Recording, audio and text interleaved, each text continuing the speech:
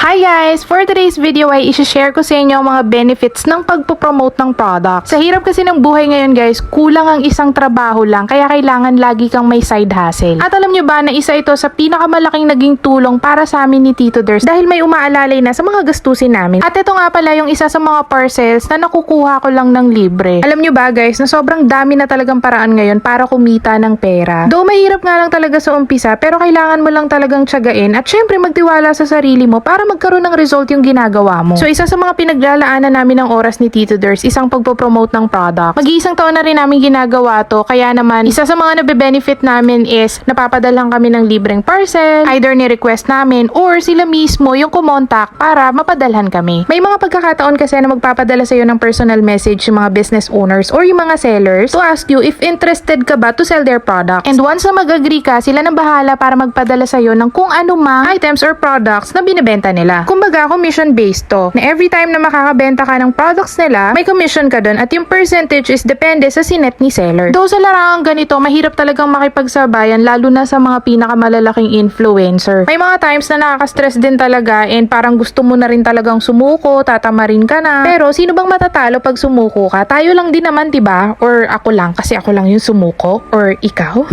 Pero don't worry guys, hindi pa rin ako nasuko. Naiiyak lang minsan, nai-stress pero hindi kami sumusuko. Isa pa rin akong ambisyosang babae na gusto ko kumikita rin ako ng ganong kalaki kaya wala akong balak sukuan to. Pagod na kasi kaming maging mahirap kaya please Lord, maiba naman oh. Pero kidding aside guys, kaya naman super grateful ako pagka nakakatanggap ako ng mga messages na magpapadala sa akin ng mga parcel na yung tipong nasusuot ko pa, nagagamit ko pa. Diba ang saya? Kasi kung bibilhin mo rin yun, magkano rin yun, diba? So guys, this time ang parcel naman na na-receive ko is pang mga plus size na clothes. Hindi ko na maitago, talagang eto na talaga yung size ko, hindi na ako kasya sa normal sizes. Ayan, sige, baliin mo pa. 6 na iba't ibang klaseng damit yung na-receive ko for today. Kaya naman super na-excite ako. Pagkabukas ko ng parcel, sinukat ko agad tapos dali-dali ako pumunta kay Tito Ders, pinakita ko kung ano itsura ko.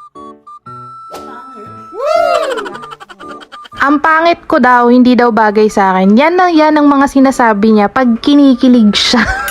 Charis lang. Pero anyway guys, habang busy ako magbukas ng parcel, nilutuan ako ni Tito Ders. Ayan, lagi niya akong inaalagaan sa pagkain. Kaya kung bakit ganito yung size ko, it's because of him. Hindi ako pwedeng magutom basta may Tito Ders sa katabi. And going back guys, ito nga pala yung favorite ko sa mga na-receive ko for today. Itong parang sando na to. Pwede siyang pambahay, pwedeng pang-alis. Tapos itong parang cycling or sports shorts ba tawag doon? Kasi mas na-emphasize yung size ng ating butts na minsan ginagawang tambol ni Tito Ders. Yes, may offer pang pamassage. So anyway guys, yung lang naman ang chika ko for today's video. Kaya naman kita-kits tayo sa next upload. Thank you so much for watching guys. Bye-bye!